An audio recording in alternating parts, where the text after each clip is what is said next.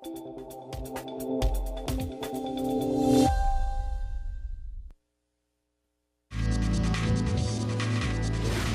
Polícia Civil de São Paulo já iniciou as investigações sobre o que pode ter provocado o incêndio. O Supremo deve retomar daqui a pouco o julgamento do alcance do foro por prerrogativa de função. O ex-governador foi denunciado por omitir das prestações de contas o recebimento de doações que somam mais de 9 milhões de reais feitas pela empresa Odebrecht. Segundo a Justiça Eleitoral Mineira, o último caso de dupla vacância em razão de uma causa não eleitoral aconteceu em Minas Gerais na década de 90.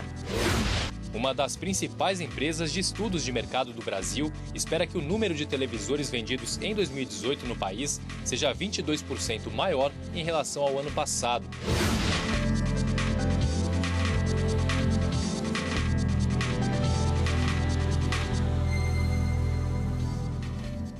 Boa tarde. Boa tarde. O Ministério Público de São Paulo reabriu a investigação sobre as condições estruturais do prédio no centro de São Paulo, que desabou após incêndio. O prédio de 24 andares servia de moradia para 150 famílias. Ainda não há confirmação sobre o número de mortos. O inquérito que tramitava na Promotoria de Habitação e Urbanismo havia sido arquivado em março. Em nota, o Ministério Público de São Paulo disse que a medida foi tomada porque a Defesa Civil do Estado e a Secretaria Especial de Licenciamentos informaram que não havia risco concreto que demandasse a interdição do prédio. A reabertura das investigações vai ser para verificar as causas do acidente e também a veracidade dos relatórios técnicos encaminhados ao MP pelos órgãos responsáveis pela manutenção e fiscalização da edificação.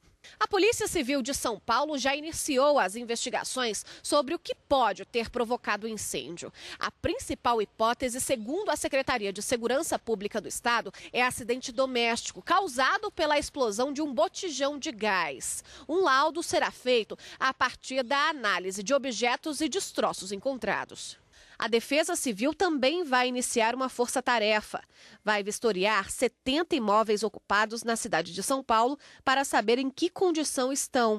Segundo o Corpo de Bombeiros, agora 44 moradores do prédio no Largo do Paissandu são considerados desaparecidos. A Prefeitura também atualizou o número de pessoas que viviam no edifício, 372. Dessas, 320 já foram cadastradas como desabrigadas e vão receber auxílio do governo.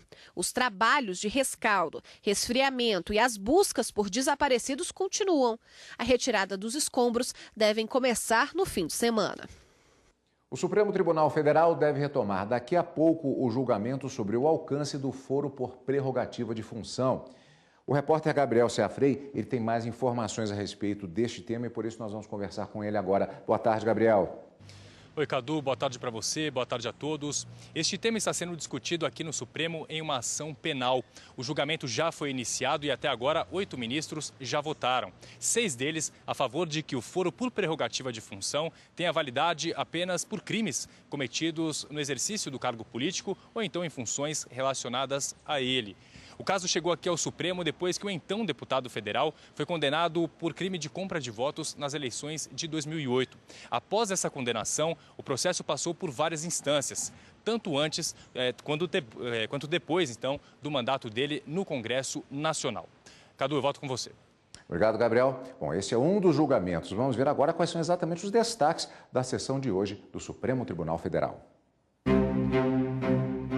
Matéria penal abre a pauta da semana no plenário do Supremo Tribunal Federal com questão de ordem em uma ação penal em que se discute se o foro por prerrogativa de função deve abranger apenas as acusações por crimes estritamente relacionados ao desempenho do cargo e enquanto o réu estiver no exercício do cargo.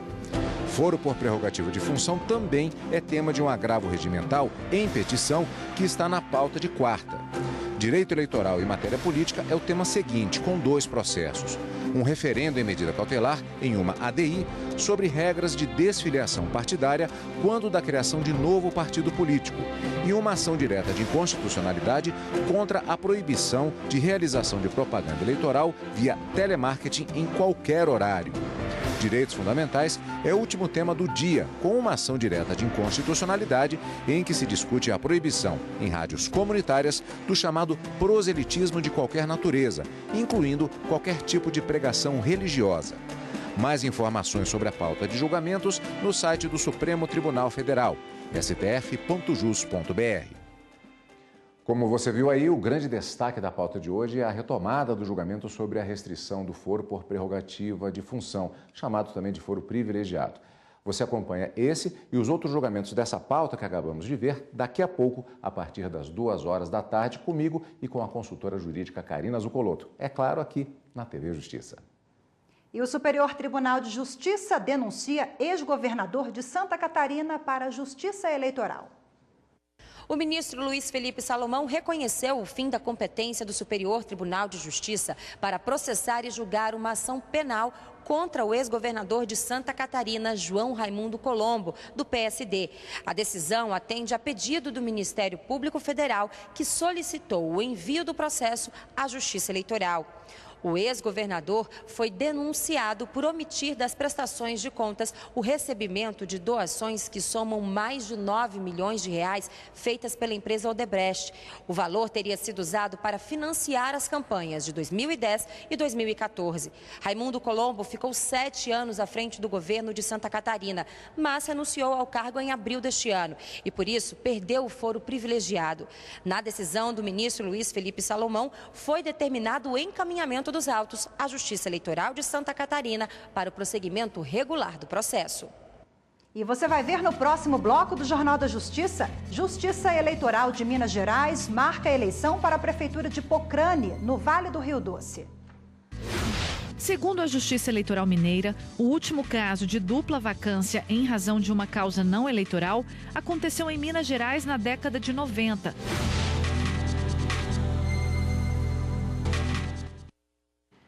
O Tribunal Regional Eleitoral de Minas Gerais marcou para o dia 3 de junho as eleições suplementares para prefeito e vice no município de Pocrane, no Vale do Rio Doce. As eleições foram marcadas porque o prefeito renunciou ao cargo após a morte da vice. A vice-prefeita Nadir Domingos Diones faleceu no ano passado e o prefeito Álvaro de Oliveira Pinto Júnior renunciou ao mandato em 10 de abril deste ano. Como os fatos aconteceram nos 2 primeiros anos do mandato, o juiz eleitoral responsável pelo município requereu ao tribunal que fossem realizadas novas eleições diretas. Por nossa experiência, é bastante raro. O Poder Executivo não pode ficar sem chefe, né? O Poder Executivo de Pocrane ficou sem um líder, sem um representante, de maneira que se faz necessário o preenchimento de acordo com a ordem sucessória prevista na Constituição Federal, né? Nesse caso específico, como nós estamos nos 2 primeiros anos ainda de mandato, né, que se fazem necessárias as eleições diretas novamente. A eleição, marcada para junho, tem um calendário diferenciado. A partir do dia 4 de maio, os candidatos já estão liberados para começar a campanha. Por causa disso, o cartório eleitoral de Ipanema, que abrange o município de Pocrane, vai funcionar também aos sábados, domingos e feriados. Segundo a Justiça Eleitoral Mineira, o último caso de dupla vacância em razão de uma causa não eleitoral aconteceu em Minas Gerais na década de 90. A diplomação dos candidatos eleitos deve ser realizada até 22 de junho. Até lá, o presidente da Câmara de Vereadores responde pelo município. Em Brasília, um candidato que passou em concurso público pela cota racial e foi excluído por comissão que não estava prevista no edital, ele conseguiu garantir a vaga na Justiça. O candidato passou no concurso de analista judiciário do Tribunal de Justiça do Distrito Federal. Ele concorreu às cotas reservadas para negros. O edital previa que quem optasse por concorrer a essas vagas deveria preencher a autodeclaração de que é negro ou pardo, conforme o quesito de raça ou cor usado pelo Instituto Brasileiro de Geografia e Estatística, o IBGE. Saiu o resultado das provas objetivas e subjetivas, o candidato tinha passado. Numa nova etapa do concurso, ele passou por uma entrevista em que uma comissão verificava a condição racial autodeclarada e foi reprovado, porque a comissão considerou que ele não preenchia os critérios das cotas. Acontece que a fase de entrevista não estava prevista no edital do concurso. Foi criada durante o processo seletivo. E esse ponto foi determinante para que o STJ anulasse a decisão. O relator, ministro Sérgio Cuquina, defendeu que as regras não poderiam mudar durante a seleção. E, por isso, a exclusão do candidato do concurso deveria ser anulada. A maioria dos ministros da primeira turma do STJ acompanhou o relator. O ministro Sérgio Cuquina reconheceu que regras para verificar a condição de autodeclaração são até legítimas, mas não podem ser criadas com o processo de seleção já em curso. Ele também registrou que a comissão criada pelo Tribunal de Justiça do DF para fazer essa checagem não usou nenhum critério objetivo para atestar se é verdadeira a autodeclaração. O edital até previa a possibilidade de uma verificação, mas para o ministro, a ausência da indicação sobre a forma e o momento em que seria feita invalidaram essa etapa, pois o que está implícito não pode prejudicar o candidato. Uma rede de supermercados do Paraná foi condenada pelo Tribunal Superior do Trabalho a pagar indenização por dano moral coletivo por não contratar aprendizes no percentual previsto em lei. Na ação civil pública, o Ministério Público do Trabalho sustentou que a empresa não cumpria o disposto no artigo 429 da CLT, que determina aos estabelecimentos de qualquer natureza empregar e matricular nos cursos dos Serviços Nacionais de Aprendizagem número de aprendizes equivalente a no mínimo 5% e no máximo 15% dos trabalhadores existentes em cada estabelecimento, cujas funções demandem formação profissional. Apesar de ter reconhecido que a empresa descumpriu as obrigações trabalhistas em relação à contratação de aprendizes, o Tribunal Regional do Trabalho da 9ª Região no Paraná confirmou a sentença que determinou a extinção do processo sem resolução do mérito. Isso porque, depois que a ação foi ajuizada pelo Ministério Público do Trabalho, a rede de supermercados contratou os aprendizes. O MPT, no entanto, entrou com recurso de revista e o relator do processo na 3ª turma, ministro Alexandre Agra Belmonte, observou que o fato de a empresa ter regularizado a situação após o ajuizamento de ação civil pública não implica a extinção do processo por perda de objeto. Por unanimidade, a turma aceitou o recurso do MPT para determinar que a empresa observe a cota legal de aprendizes, sob pena de pagamento de multa mensal no valor de R$ 2.000, multiplicado pelo número de aprendizes faltantes, para atingir a cota mínima de 5%. O valor será revertido ao Fundo da Infância e Adolescência. Também será convertida ao fundo a quantia referente à condenação por dano moral coletivo, que foi fixada em R$ 150 mil. O Poder Executivo é quem define quais são os locais do país considerados estratégicos em região de fronteira para fins de recebimento de indenização. A decisão é do Tribunal Regional Federal da 1ª Região. Servidores públicos que atuam na prevenção, controle, fiscalização ou repressão de delitos nas regiões de fronteira têm direito a uma indenização paga pela União. Os critérios estão definidos na Lei 12.855, de 2013. Segundo dados do Ministério do Planejamento, em 2017, cerca de 67 mil servidores receberam o adicional por ocuparem cargos de difícil provimento.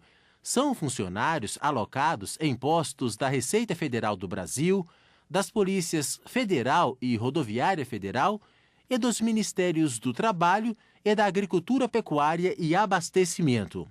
Precisou que o Poder Executivo regulamentasse o que seria e quais seriam aquelas localidades de difícil provimento.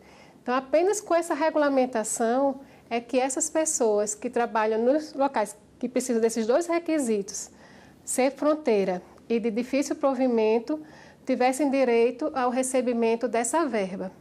Ela, quando foi regulamentada, ela foi condicionada ao valor de R$ 91 por dia de trabalho nessas localidades.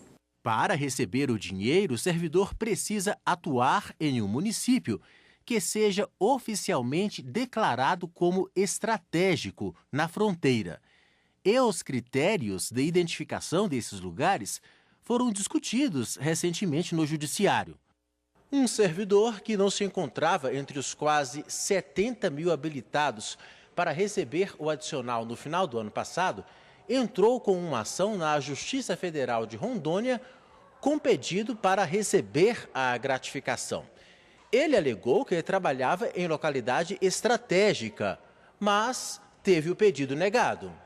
Coube à primeira turma do TRF1 analisar o recurso de apelação do servidor e manter a improcedência do pedido. Acompanhando o voto da relatora, desembargadora federal Gilda Seixas, os desembargadores decidiram que, para receber a gratificação, o servidor precisaria estar trabalhando em local de fronteira considerado de difícil provimento e reconhecido pela Administração Pública Federal. Para o tribunal, a obrigação de identificar, oficializar e atualizar estes locais de difícil provimento é do Executivo. O Ministério do Planejamento, Desenvolvimento e Gestão listou, no final do ano passado, 113 localidades consideradas estratégicas para fins de indenização. No critério de difícil fixação de efetivo, constam os municípios da Amazônia Legal, com população de até 200 mil habitantes, e outros como Uruguaiana, no Rio Grande do Sul, que faz fronteira com a Argentina e Uruguai, e é onde trabalha o analista tributário da Receita Federal do Brasil, Walter Gomes de Medeiros. Ele destaca que, apesar de não ter sofrido correção nos últimos anos, a indenização de fronteira reflete positivamente na carreira. A importância que nós consideramos é que ela está valorizando um pouco mais, está distinguindo o servidor que trabalha na fronteira do servidor que trabalha em outra unidade, uma unidade que está longe dessas zonas de difícil provimento.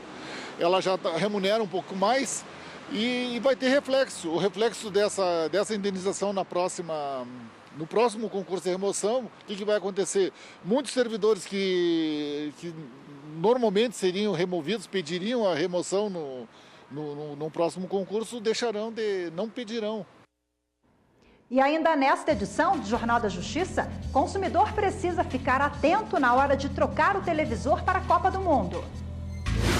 Uma das principais empresas de estudos de mercado do Brasil espera que o número de televisores vendidos em 2018 no país seja 22% maior em relação ao ano passado.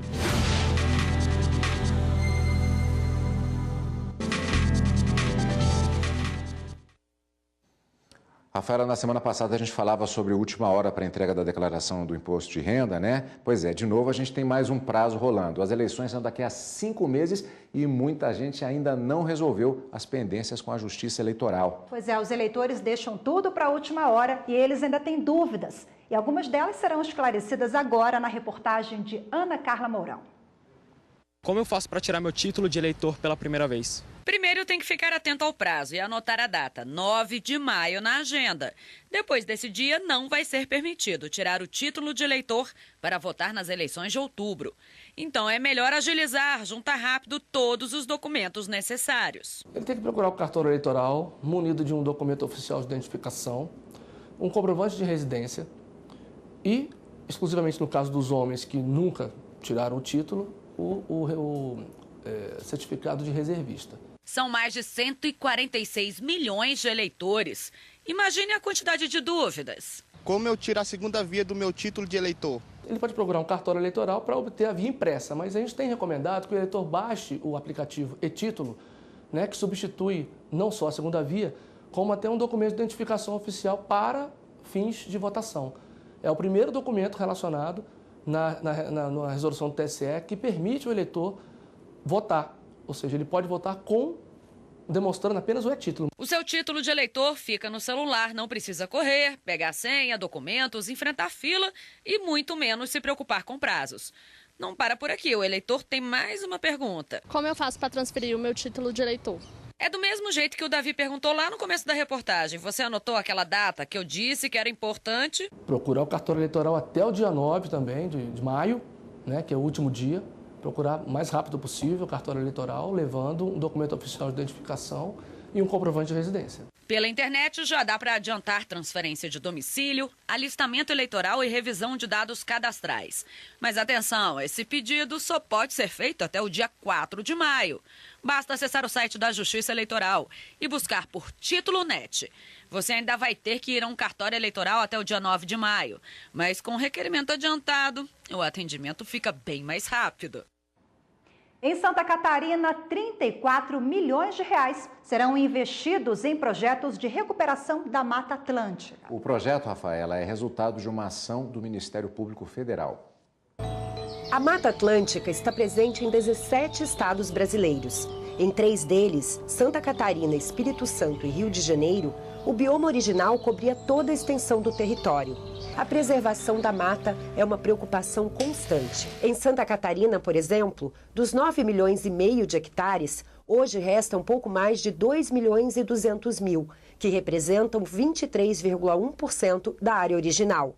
E segundo uma pesquisa feita em 2016 pelo Instituto SOS Mata Atlântica, o estado ocupa ainda 2 posições antagônicas curiosas.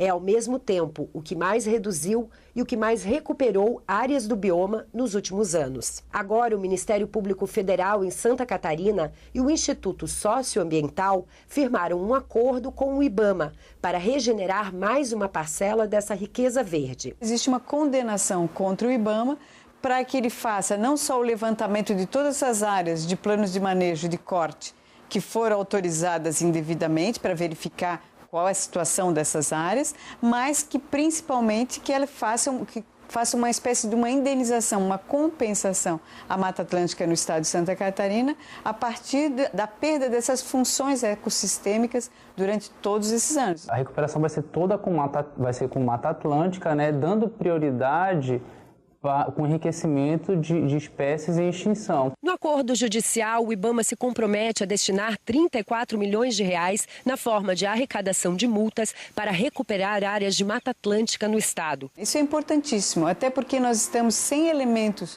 de levantamento atualizado de remanescentes de Mata Atlântica no estado. Nós não sabemos quais são as áreas prioritárias e aí passa também por eleger áreas prioritárias, espécies prioritárias para remanejamento e para recuperação. O IBAMA também vai fazer vistorias em todos os planos de manejo listados na ação, para verificar se ainda existem situações irregulares. A maior parte deles está localizada no Planalto e Oeste Catarinense. Aquelas áreas que não estiverem cumprindo ou não estiverem devidamente recuperadas e enriquecidas, a gente vai exigir essa recuperação através de fiscalização. A Mata Atlântica vai ganhar 2 vezes, tanto em recuperação de áreas novas, áreas prioritárias, dentro de unidade de conservação terra indígena, como também nessas áreas onde foi feita a autorização.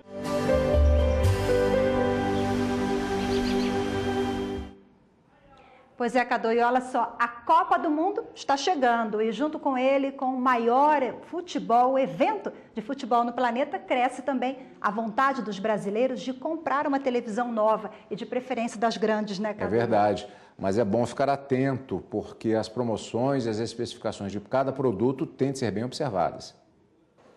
Variedade é o que não falta quando o assunto é televisão. Em geral, quem busca um novo aparelho quer uma TV grande e de boa qualidade. Nitidez, né? Que aceite a TV digital, que é o melhor sinal que a gente tem na atualidade, e que seja grande também, né? A gente preza muito pela marca, né? O tamanho com essas novas TV hoje também se tornou algo muito importante. Nesta loja em Brasília, a promoção está na porta. O cliente que comprar uma TV de 65 polegadas ganha uma de 32. Nesta outra loja, leva um aparelho de som. É promoção que não acaba mais. Uma das principais empresas de estudos de mercado do Brasil espera que o número de televisores vendidos em 2018 no país seja 22% maior em relação ao ano passado. Desse total, 8% por conta da Copa do Mundo. As TVs Smart, que hoje elas já representam 90% total de TVs vendidos.